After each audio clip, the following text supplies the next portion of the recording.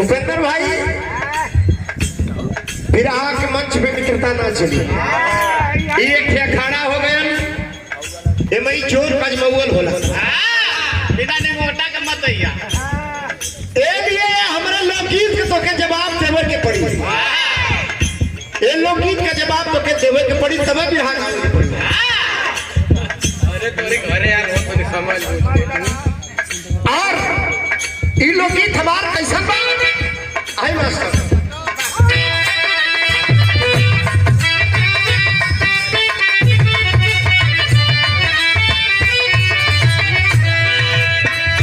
ये हमारे बाबूजी के जमाने वाले गीत थे गुरुजी। उस समय हमारे बाबूजी गाँव का छोड़ता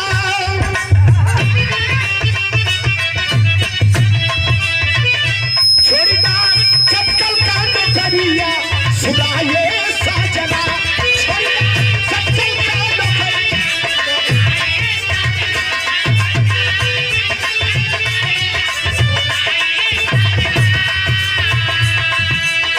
देखो समाज के लिए बड़ी हकीकत बात है। पहले के मेहरारू आयाम के मेहरारू में कितना अंतर हो गई जानत है। पहले के मेहरारू कहा अपने पतिदेव की कीमत कमा ना चाहिए रुपया घरे रहा हमारे आँख के सोझा रहा मन के पेट भर जाई नमका रोटी खाए तो हमारे पेट भर लो जाए,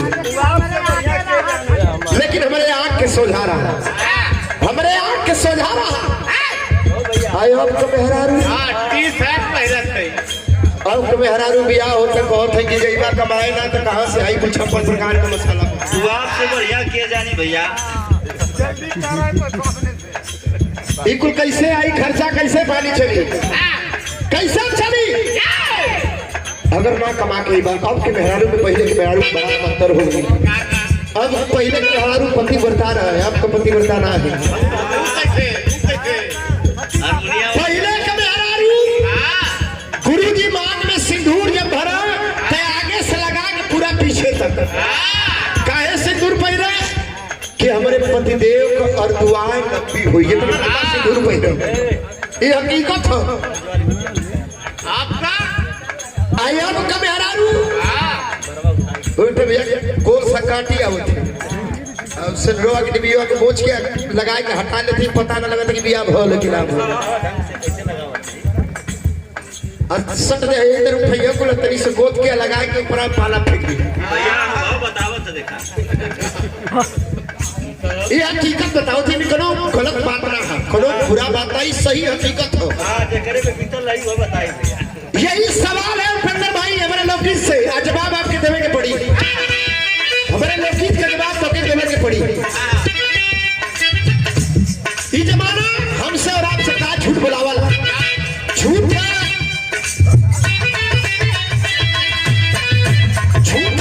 बोले अपने बहू से बुलावे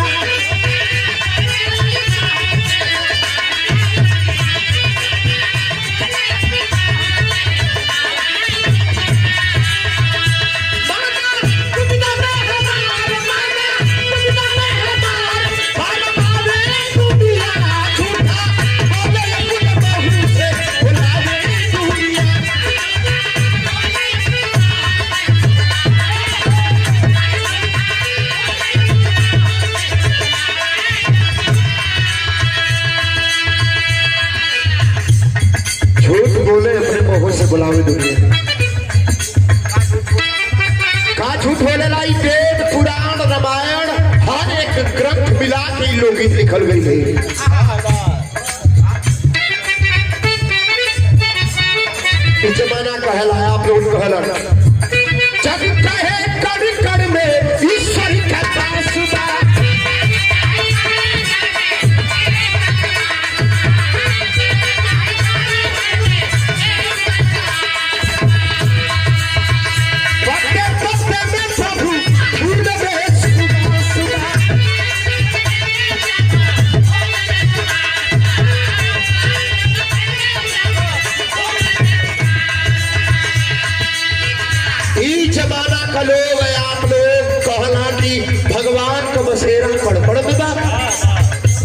में बा, पत्ती में बा, पेड़ में बा, पौधा में बा, घर में, हर जगह भगवान का बसेरा बा। मंदिर में बा, मस्जिद में, कण में ईश्वर का वास बा, अब पत्ते पत्ते में प्रभु फूल में सुवास बा। भगवान ही वेद में लिखल, कब से लिखल हो? हिरण्यकश्यप प्रहलाद के ऊपर खींच लेता है बयान और बताया है कौन तेरा भगवान कहाँ है? तब वो विनम्र स्वर में हाथ जोड़ के कलश के हम पे, तुम पे, खड़क हम पे, सब में व्यापक सितारा। पेड़ में बा, पौधा में बा, भगवान का बसेरा, कड़कड़ में भगवान का बसेरा बा, आये फूल में भी भगवान का बसेरा बा। कम से कम 20 फूल मिला के एक हार बनल हुई, 20 फूल मिला के एक हार बनल हुई। मंदिर में भी भगवान का बसेरा है, मस्जिद में भी भगवान का बसेरा। जब कवि के लेखनी सवाल कर बता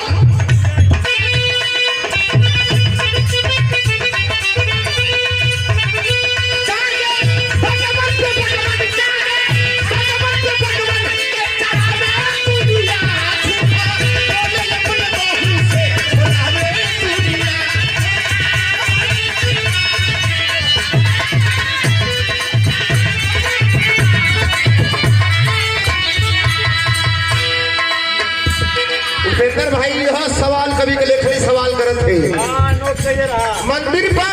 मंदिर में भी भगवान का बसेरा है, मस्जिद में भी। हे फूलों में भगवान का बसेरा है तो काहे के लोग भगवान के अब भगवान के ऊपर चढ़ावन, काहे भगवान पे भगवान के चढ़ावे दुनिया, झूठ बोले हमसे बुलावे दुनिया। आगे का लाइन कहाँ ढूंढ के हम बताओ।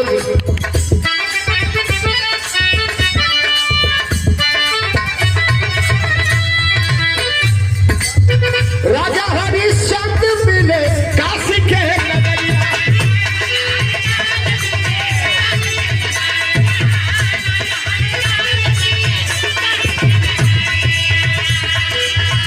मरघट पे गंगा तीरे करते पोखरिया।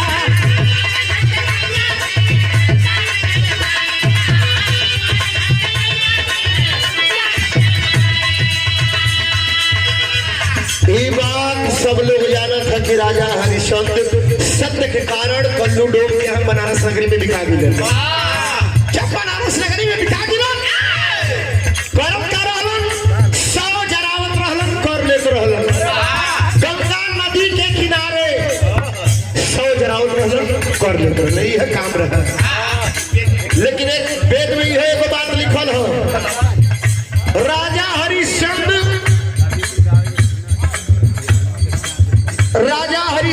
के कई पीढ़ी के बाद राजा सगर का जन्म भई। राजा सगर का जन्म भई।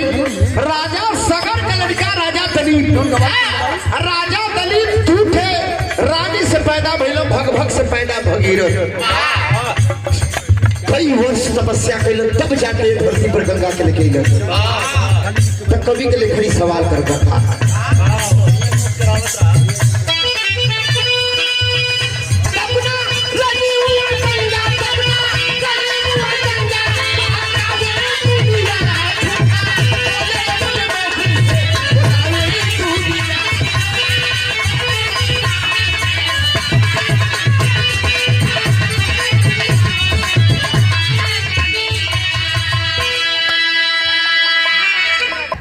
यानी कि राजा हरिश्चंद्र कौने गंगा के किनारे 100 जराव धन कर लेते, इहो वेद में पुराण में लिखल हो।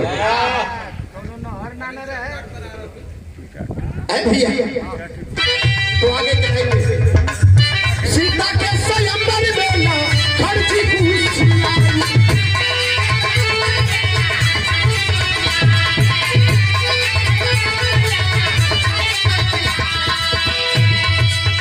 पूरा ब्रह्मांड देखे सागर में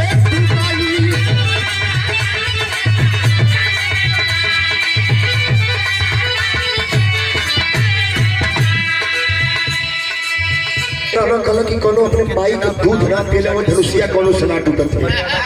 लगत हमरे लड़किया के बिहार ना होई का, मगर ये में दसवड़ जी रहलो कुशिया ने कहा है चला जी दिमाग खराब है तोहार। अरे धनुष का चलावे भाई भैया का आदेश ना पूरा ब्राह्मण के तोड़ मरोड़ के सागर में डुबा दे। वो क्या आग में डुबा दी। देखे बड़ी लीला है।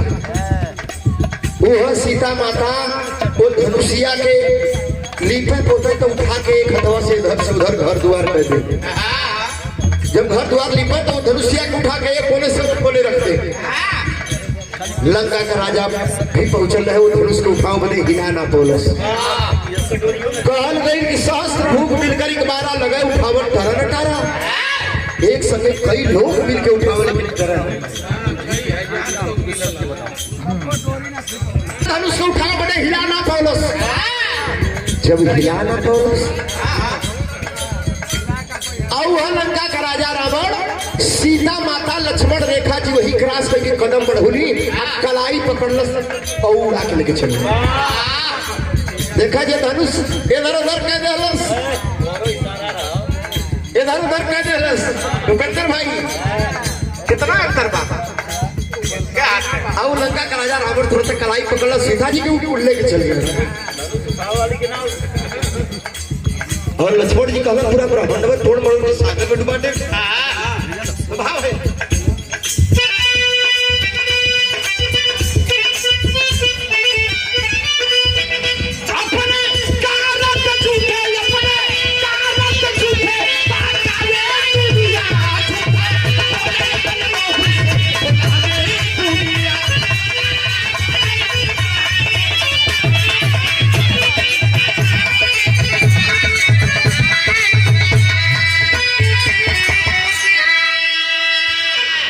मेरा उपेंद्र भाई हमारे लोकगीत का आखिरी सवाल है, बड़ी कथा का सवाल है।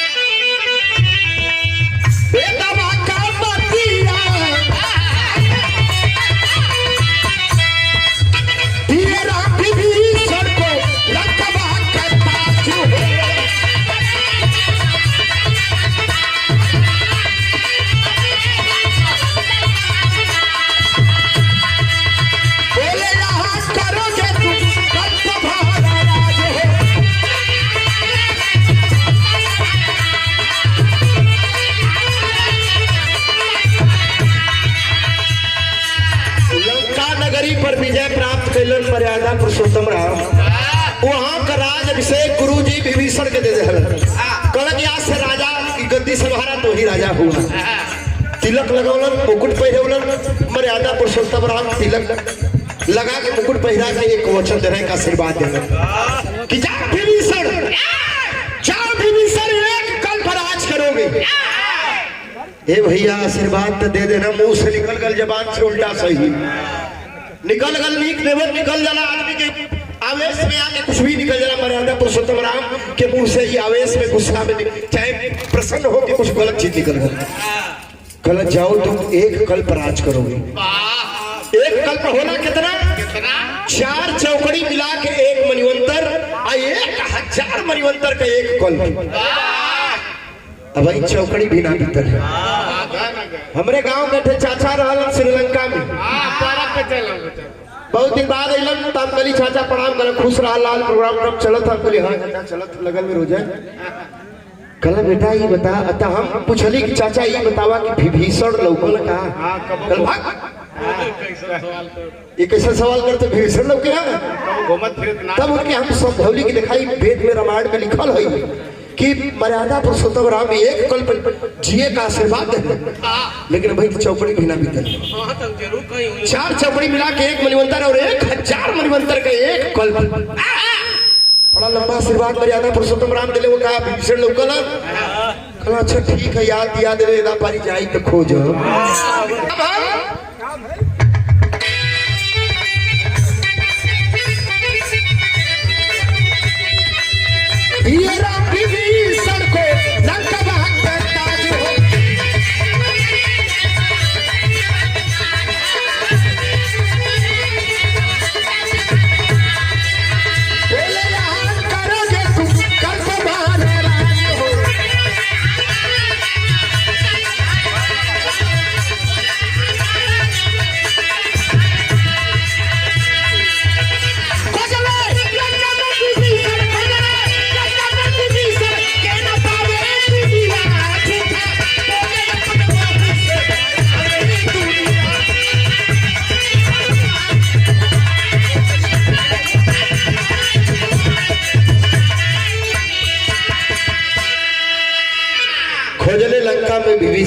पावे दुनिया, झूठ बोले अपने मुंह से बुलावे दुनिया। हमारे लोकगीत का आखिरी प्रमाण है।